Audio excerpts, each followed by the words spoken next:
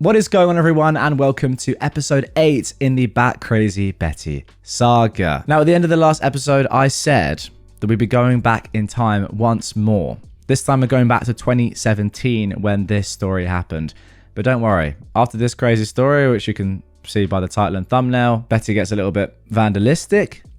We go back to the present day and things get a lot more serious, and I'm actually going to offer right now a trigger warning about SA that's going to happen at some point in this episode towards the end. But yeah, trigger warning for that. I mean, it feels a bit weird giving a trigger warning given what's happened already in this story, but I think the second post in this episode probably does deserve one. Anyway, episode 8, get ready. Subscribe to the channel if you're new around here and turn notifications on. I say it every episode, but you got to turn them on so you know when the next installment in this series is coming. I don't want to give any spoilers about how many episodes might be left, but this may well be a 10-part series, is all I'm going to say. So savor it while it's still around. Let's go. My mother-in-law spray painted my new car. Hey lovelies, thank you for your patience as I've been going through quite a lot the last few days. Due to recent events, Dan will now be referred to as X, and Betty is still Betty. Just to explain that, OP actually posted quite a few posts just to her own private Reddit page. Well, not private, but her own personal Reddit page rather than on r/entitledpeople like this one. Anyway, I wanted to keep up with the Betty timeline on this subreddit, EntitledParents, so anything recent you'll find on my profile, and that's what I've looked at over the last couple of episodes. It's been a lot, and I'm still processing and coming to terms with all of it. Trigger warning though, it's not for the faint of heart. Anyway, this excerpt from the Bat Crazy Betty Chronicles takes place just after Christmas of 2017. I've been driving a car my parents had given to me since I was 16, and it was beginning to show signs of its age. It was a used 2012 Jeep Wrangler with well over 100,000 miles on it. I absolutely loved that car. I'd pimped it out. It was white, purple fuzzy seat covers, a purple fuzzy steering wheel cover, a bumper sticker that read, "Girl driver with an attitude," and a decent sound system. It wasn't the greatest car, but I loved it. Eventually, I had to let it go, as it was getting to be way more expensive just to fix the problems with it when buying a new car would just be cheaper. My dad went with me to look at a used car lot. No Jeeps, but they did have a lot of Toyotas. I went with a white 2015 Toyota Corolla. It had roughly 30,000 miles on it and had a minor problem with the passenger side window that could be fixed, but other than that, it was in great condition. 2 days later, Betty is blowing up my ex's phone, demanding to know about the car. My ex told her it was my new car because I had to let go of the Jeep. Betty began screeching about how I was using his money to pay for a brand new luxury car. I told her I used our money out of our joint bank account and that the car was not a luxury brand and it was 2 years old at that point. She got annoyed and demanded that her son return the car. Better yet, bring it to her. If anyone deserved a new car, it was her. Nice try, Betty. I told her to go and F herself, and my ex hung up on her. Later that night, there was a knock at the door. I answered it, and it was our neighbor. He asked if I knew what happened to my car. I looked outside, and what I saw had my jaw on the floor. My white car had been spray painted with bright red spray paint. And it wasn't just a little bit, it was all over the car. On the windshield was the word tramp. The driver's side mirror was hanging off and one of the taillights had been busted out. I called my ex outside and he was equally as shocked and annoyed. I began crying and he called his mother. She admitted to it right away and said I was a home-wrecking gold digger that deserved it. And if my ex had just given her the car, it wouldn't have happened. I went inside and promptly called the police. My ex didn't even attempt to defend her. He knew I would have torn into him if he tried. The police came and took my report, took pictures of the car, and took a copy of our neighbour's surveillance video. We didn't have cameras yet. And then went straight to Betty's house and arrested her. She was forced to stay in lockup until January 2nd when everything reopened again. Betty denied any involvement, but with the surveillance video as evidence, she didn't have a leg to stand on. She was given 60 days probation and was ordered to pay for the damages. She dragged out paying for as long as she could, but my ex told her if she didn't pay up, he'd be going no contact. She wrote me a check. I was able to get the damages fixed and the paint removed. Bonus was, she paid for the messed up passenger side window too, because my ex told her she had damaged it.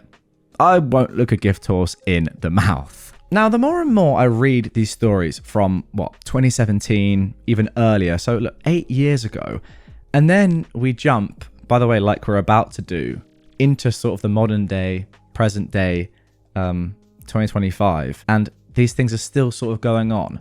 The more I just feel like surely something should have been done a decade ago or more. Like, you had all the crazy stuff going on here in 2017, yet still in the present day, you're posting OP on Reddit about all this stuff that's currently going on with you, Betty, and your ex. Well, I don't know.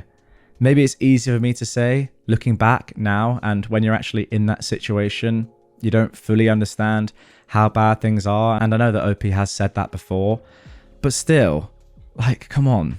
We're now about to jump into the present day, 8 years after this story happened. Well, almost 8 years after this story happened. And arguably nothing's really changed, which is a little bit sad. But yeah, that's it for the spray painting story. Now, let's jump forward again into the present day. Mostly been quiet. Hey lovelies, I appreciate you all being so patient. The last couple of days have been fairly quiet, but occasionally I think I can hear Betty's wailing from across town. Maybe it's the wind. Betty was served with that PPO, which, to remind everyone, is a police protection order. My ex texted me that after she was served, she immediately called him and left a very hateful voicemail. He said that she screamed into the phone and her voice was so loud, her voice would cut off at certain parts. But what he was able to hear was a lot of threats, insults, and vitriol aimed at both him and myself. I've not listened to it, and I don't think I want to. Just listening to the sound of her voice in a normal setting caused my IBS to flare up. I told him it was best to block her number going forward, and he did just that. She did go to his house, and the Ring camera did notify me. I checked it, and she was there banging on the door, demanding to be let in. I informed her she was trespassing, and the police were on their way. She was sent running with her tail between her legs. She hasn't been back. I did forward the footage over to the detective, and my ex sent over the voicemail. She's now recruited her relatives to harass her son. These are relatives that would never call unless they needed to borrow money, and never just to chat or to check in once in a while. Thankfully, my ex has told them where to stick it, and they've not called back. Except for his cousin, who is quite possibly the most invasive and nosy little poop, and is right there on par with Betty's levels of entitlement and boundary stomping. She can't keep a job because she's a kleptomaniac and has gotten caught stealing more than once. She's got a lengthy rap sheet full of theft charges, and somehow she's managed to avoid serious jail time. She can't keep friends for long because she ends up screwing them over by sleeping with their boyfriends or trash talking them until they find out about it. Her mother, Betty's sister, is pretty entitled herself and never holds her daughter accountable. This brazen little C-word came to my 10-year-old cousin's birthday party and called my cousin fat and made fun of her for eating cake, then talked rubbish about her for crying. Her mother and Betty were also there and laughed at the cruel jokes. My uncle threw them all out because no one messes with his little girl. My uncle is my mum's older brother, a kick-butt marine who takes no trash from anybody and is one of the funniest people I know, but I digress. Just giving you guys a glimpse into the Looney Tune factory that is Bat Crazy Betty's family. I too have received calls from her relatives and I never answered them. I'm not the least bit interested in what they have to say. I only have their numbers and addresses to keep track of who to send out Christmas cards to every year. Why do you send them Christmas cards? That's my question. Surely delete all contacts. I've blocked most of their numbers. Betty hasn't shown up to my parents' house in case you're wondering. Despite how bold she's been, she is not brave enough to F with my parents. Again, they are lawyers and they would annihilate her in court. She can't call me because I have her blocked. As for my ex and I, we talked a bit more in depth about our relationship. I will not be fighting this battle for him. If he wants to fight it, he has to learn how to stand on his own 2 feet, and he can't use me or anyone else as a buffer to avoid facing his problems. I told him we can remain on speaking terms and maintain a friendly and amicable separation, but that is as far as I'm willing to go for now. He's started going to therapy. He had his first session yesterday. He told me it's still a bit weird for him, and in some ways it feels like he's betraying her, but he's going to stick with it. and understands that what he's feeling right now is just a side effect of the persistent conditioning that she's inflicted on him, and he needs time to adjust and come to terms with it all. I give him credit for the self-awareness, but so far, I remain unconvinced. If and when he shows signs of genuine improvement, we can discuss lifting some of the boundaries I set. I'm seeing a therapist on Friday, and I'm actually feeling good about it. I decided to return to work because I will not be 29 years old and bumming money off my parents, and I miss my customers who I've grown close with over the years. Anyway, that is the update so far. Thank you again for everything. But OP has actually added a little edit on the end of this one as well, saying this: hey guys, I don't want to make a new post, so I'm just adding this here. I just got off the phone with my ex, who called me in tears, sobbing that he is struggling and just needed to vent a little. I said go ahead, and he told me that what he talked about in therapy has really hit him hard, and he doesn't know how to process it. I told him if he wasn't comfortable telling me, he didn't have to, but he said he needed to because I deserved to know the truth. He told me before that his mother demanded to check his genitals to make sure he was healthy, but it went deeper than that. She would hit and threaten him until he took his pants off, and she would grab him. One time, she yanked on it so hard, he thought she was trying to tear it off, and he went to hospital.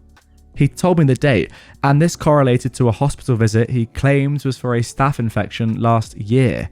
I told my ex that he needs to call his therapist ASAP because I am not equipped or capable of giving him advice or helping him cope.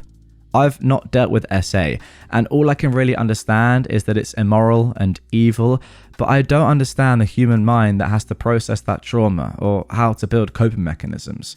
I let my ex cry for a little while until he was calm enough and he fell asleep on the call. I'm keeping the call going, so if he wakes up, he'll know I'm there and feel secure enough to keep sleeping. We used to do this as teenagers, and we'd sleep on calls together. Despite the fact that I do still refuse to fight this battle for him, I am involved, and I won't abandon him when he's teetering. I decided to add this to the list of things to discuss with my therapist that I'm seeing on Friday, on how I can be more help to my ex while he's going through this. I'm freaking seething right now. I want to go over there and throttle her, but I know that would only make things worse for my ex and the investigation. My ex and I are meeting with the detective on Monday next week to discuss the progress of the case. We'd love a swift resolution, but these things take time, and I'm committed to seeing that monster behind bars. Anyway, sorry for the late update. I'm going to try and get some sleep. Good night, lovelies. Goodness me, this was posted actually at 4:48 a.m. my time. This is in America, I'm pretty sure, so not entirely sure when this is going to be in the US, but yeah. Late anyway, in the evening, and well, clearly OP and her ex are going through a lot right now. And there we go. That is why I gave you guys the trigger warning at the start of this episode. I don't know. I feel like we're going to get to the stage with the story where Dan's going to come out and say, actually, he was like R-worded by his own mum. I just feel like we're getting there, which is absolutely unbelievable to say. But yeah, I mean, I know you're already doing it, but the police just have to get involved now. I don't know if you can prove this stuff that Dan's saying happened, but it obviously just did. And it's just terrible. But yeah, we're going to leave this episode there. As I said, at the time of recording, 2 more episodes to come. And I haven't read ahead, so I don't know what's going to happen. But this is just awful. Like your own mum doing that to you. And I don't know, I say it every episode, but every episode, every story gets crazier and crazier. But like, I don't know, just disgusting. Again, like I respect what you're saying at the end as well. I really do. In terms of you not just removing yourself from the situation. That would be the easy thing to do. Arguably, and I want to hear your guys' thoughts on this, I think it might be the right thing to do. I don't know, that's harsh. Is this stuff cannot be helping you at all? Like you, I know you're not getting like sexually abused yourself here, but dealing with this sort of stuff day in, day out, as you have been for the last, what, like 10 years? At some point, you've got to just say, look, Dan, you need to leave her, and I'm going to do the same. And we're not going to be together, but we're both going to move on from this horrible monster, as you called her. And again, I do agree with you saying that like you refuse to fight this battle for him. So arguably, you got to do it at some point. I don't know if he's like relying on you at all. And it's not a very nice thing to say, but doesn't it get to the stage where you're like, well, look, this is ruining my life here, and there's only so much help I can give my husband who's going to be my ex, whatever. It's time for me to go, and it's up to him if he wants to stay in this situation, or does he wake up and realize I can't be around my mum anymore? I don't know. Maybe that's too objective of a way of looking at it. Let me know in the comments down below. What do you think about that? Very interested to hear your thoughts. But yeah, that is going to do it for episode 8. Hope you enjoyed it. It's getting pretty serious now, not that it wasn't already. If you don't know what I'm talking about in terms of episode 8, watch episode 1, start the binge there. Catch you tomorrow.